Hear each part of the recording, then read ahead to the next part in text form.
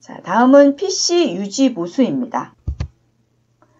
우리 퍼스널 컴퓨터, 개인용 컴퓨터들을 잘 관리해서 오류가 있었을 때 대처할 수 있는 그런 기능들에 대해서 나와 있습니다.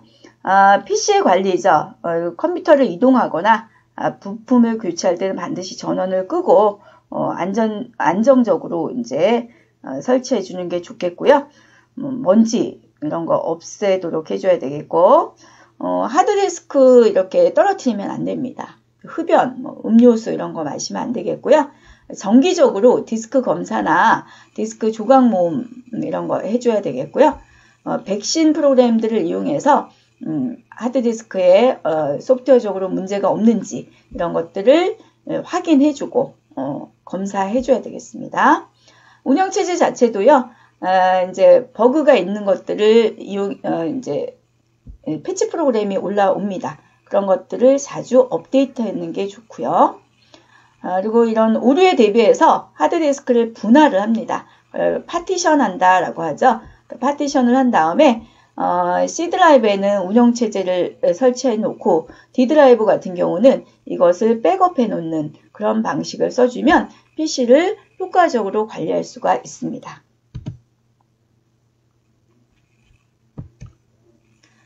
자, 이런 PC를 관리하기 위한 기본 지식으로 안전 장치들이 있습니다.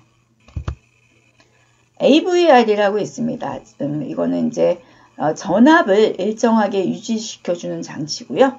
UPS는 전원 공급 장치입니다. 정전에 대비해서 일정 시간 동안에 전원을 공급해주는 장치입니다. CVCF 같은 경우는 일정한 전압과 주파수를 유지시켜주는 장치고요. 서지 프로텍터라고 해서 전압과 전류가 증가해서 손상되지 않도록 보호해주는 장치입니다.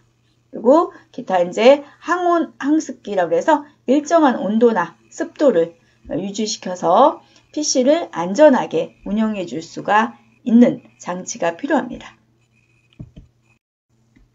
자, 다음은 PC의 기본 구성 요소입니다. 가장 중요한 건 CPU죠. CPU는 컴퓨터의 성능을 좌우해주는 아주 중요한 부품입니다. 사람으로 말하면 뇌에 해당되는 부분입니다. 그래서 이 CPU를 생산하는 회사들이 굉장히 많은데요. 인텔에 있는 인텔사의 CPU를 가장 많이 사용하고 있고, 그 성능에 따라서 펜티엄급이다, 펜티엄 프로급이다 이렇게 해서 컴퓨터를 분류를 하고 있습니다. 그 다음에 중요한 게 이제 메모리입니다. CPU가 처리할 어떤 프로그램이나 데이터를 기억하기 위한 그런 공간 장치를 메모리라고 합니다. 그래서 PC의 어떤 처리 성능과 이것도 관련이 있습니다. 그래서 이거는 처리하는 그 속도에 따라서 분류할 수 있고요. 장착하는 방식에 따라서 이런 식으로 구별할 수가 있겠습니다. 이 CPU나 메모리 같은 경우는 우리가 이제 1섹션에서 하드웨어 부분에서 설명을 했기 때문에 여기서 간단히 하고 넘어가겠습니다. 자, 그 다음에 이제 메인보드 있습니다. 자, 메인보드는 다른 말로 마더보드다라고 하는데요. 우리가 PC를 뜯어보게 되면 이렇게 큰 넓은 기판이 나옵니다. 그걸 메인보드라고 하는데요. 여기에 이제 CPU도 있고, 메모리도 있고, 그래픽 카드도 있고, 사운드 카드도 있습니다. 그런 것들을 다 넣을 수 있는 그런 기판을 메인보드다라고 하고요. 이것을 어떤 식으로 연결하느냐에 따라서요. 소켓형이 있고 슬롯형이 있습니다. 메모리 같은 경우는 소켓형으로 많이 쓰는데요. 램의 형태에 따라서 개수가 30개 있는 것도 있고요. 이렇게 모양이 이런 식으로 들어가 있습니다. 개수에 따라서 30핀, 72핀 이런 식으로 구별이 되고 있고요. 이것을 여기다 이렇게 띄우는 방식입니다. 소켓형이고요. 슬롯형은 이렇게 그래픽카드나 사운드 카드, 모뎀 이런 주변 기기를 장착하기 위한 슬롯형이 있습니다. 여기에 이제 이런 식으로 삐죽삐죽 튀어나온 게 있어요. 이것을 이제 연결하는 방식에 따라서 ISA 방식, 배사 방식, PCI 방식, AGP 방식이 있습니다. 비교해서 공부를 해주시면 되겠고, 예전에는 이 방식에 대한 문제 많이 나와 있는데 요즘은 좀 뜸하게 나오고 있죠. 다음은 PC의 기본 구성 요소에서 이 연결 포트 기억해 주세요. 컴퓨터의 각종 주변 기기를 연결하기 위한 그런 부분을 포트라고 합니다. 그래서 여기 그 본체 뒤나 앞에 보면은 여러 가지 그런 포트 모양이 나와 있는데요. 직렬 포트 같은 경우에는 모뎀이나 우리 마우스 연결할 때 사용하는 포트로 써요. 직렬로 전송을 합니다. 그래서 COM1, COM2, COM3, COM4 이런 포트 이름입니다. 이런 거 있고요. 병렬 포트 같은 경우는 주로 이제 프린터기 연결할 때 사용을 합니다. 예전에 많이 사용했고요. 요즘은 이제 USB 형태로 많이 연결을 하고 있고요. 그다음에 이제 마우스나 키보드 연결하는 걸 PS2 포트라고 하고 USB 포트 있고요. 그다음에 이제 그 직렬 그 인터페이스라고 해서요. 주변 기기를 연결할 수 있는 그런 그 규격입니다. IEEE 1394형 그런 포트도 있고요. 그 다음에 이제 적외선 포트입니다. 그래서 IRDA라고 해서 적외선을 이용해서 데이터를 전송할 수 있는 그런 포트. 이런 것들이 이제 그 컴퓨터와 기타 주변 장치를 연결할 수 있는 부분이 되겠습니다. 다음에 이제 그래픽 카드죠. CPU에서 이제 처리한 어떤 그래픽 정보를 아날로그 신호로 변환해서 모니터에 표시해주는 그런 장치입니다. 그러기 위해서 이제 그래픽 카드가 설치가 되어 있어야 되겠고요. 그 다음에 이제 사운드 카드, 어떤 음악, 오디오 이런 것들을 재생해주고 녹음해주고 편집할 수 있는 그런 장치, 그런 것들이 이제 사운드 카드가 필요합니다. 바이오스 있습니다. 베이직 인풋 아웃풋 시스템이라고 해서요. 입출력 장치를 위해서 필요한 어떤 기본적인 그런 설정 값을 저장하고 있는 부분을 바이오스라고 합니다. 그래서 우리가 전원을 딱 켜주면 파워 셀프 테스트라는 자체 진단 프로그램이 있습니다. 이것을 실행을 한 다음에 시스템을 점검해주고 구성하고 기타 주변 장치를 초기화합니다. 이런 것들을 할 수 있는 그런 그 기본값 이런 것들을 바이오스에 저장을 하고 있습니다. 그리고 이제 CMOS라는 것은요, 바이오스에 내장된 램의 일종입니다. 그것을 이제 쓰기가 가능합니다. 그래서 여기에는 우리 컴퓨터의 기본적인 뭐 날짜, 시간 이런 것들, 부팅 드라이브 종류, 암호 이런 것들을 저장할 수 있는 그런 램, 이것을 CMOS라고 합니다. 그 안에 이제 CMOS 내용을 근데 변경 잘못하면은요, 부팅이 안 될 수가 있습니다. 그래서 이런 것들이 이제 우리 PC를 관리할 때 알아야 할 그런 항목이 되겠습니다. 다음은 이제 하드디스크 분할과 포맷. 하드디스크를 연결하는 방식에 따라서 ID 방식과 EID, ID보다는 EID가 더 확장된 방식입니다. 그 다음에 스카시 방식 이렇게 있고요. 이게 점점 더 호환성도 좋고 처리 속도가 빠릅니다.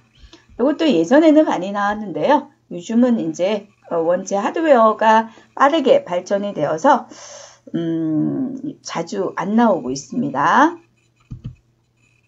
이거는 이제 EID 방식하고요. 스카시 방식을 비교했습니다. 주변 기기를 EID 같은 경우 4개고요. 스카시 방식은 15개까지 장착할 수가 있습니다. AT버스라는 방식도 있고요. 그 하드디스크를 장착하는 순서입니다. EID 방식에서는 프라이머리와 세컨더리 2개의 커넥터를 제공을 해줍니다. 그래서 2개의 장치를 연결할 수가 있고요. 하드디스크는 이제 마스크로 해주고, 마스터라는 항목으로 해주고, 두 번째 하드디스크는 슬레이브로 이렇게 설정을 해줍니다. 그래서 CMOS 셋업에서 그런 하드디스크를 인식할 수 있도록 설정을 해주고 있습니다. 자, 하드디스크를 일정한 하나의 물리적인 하드디스크를 논리적으로 여러 개 나누는 작업, 이것을 파티션이라고 합니다. 그래서 이제 그 도스라는 명령어에는 F디스크라는 프로그램이 있었습니다. 그걸로 파티션을 나눌 수가 있고요. 요거는 이제 뭐 우리가 윈도우즈 2000 이상에서는 설치할 때 파티션을 나눌 거냐 이렇게 물어봅니다. 나누고 그 다음에 포맷 해주고 운영체제 설치해주고 그렇게 사용해주면 되겠습니다. 자, 다음은 PC 처치와 업그레이드입니다. PC에 어떤 문제가 생겼을 때 그거에 대한 처치하는 방법이 되겠는데요. 하드디스크 문제, 부팅의 문제, 플로피 디스크 문제, 모니터의 문제, 인쇄 문제입니다. 이것은 제가 제2과목 PC 운영체제 부분에서 했던 내용들이 나와 있기 때문에 여기서는 이런 문제들이 출제가 되고 있다라는 것 정도 알고 넘어가겠습니다. 소프트웨어적인 업그레이드라고 한다면 어떤 소프트웨어에 새로운 기능이 추가가 되거나 오류가 있었던 걸 고쳐서 새로운 버전으로 바꾸는 거죠. 우리가 그전에는 윈도우즈 7이라는 버전을 썼는데 윈도우즈 10이라는 버전으로 바꾸어서 출시가 되었습니다. 그런 건 소프트웨어적인 업그레이드가 되겠습니다. 그리고 이제 하드웨어적인 업그레이드도 있습니다. CPU라든지 메모리, 그래픽카드, 하드디스크, 모뎀 이런 것들을 좀 더 성능 좋은 그런 하드웨어로 변경해 주는 걸 하드웨어 업그레이드라고 합니다. 자, 다음은 바이러스 예방과 치료입니다. 자, 바이러스라는 건 일종의 프로그램인데요.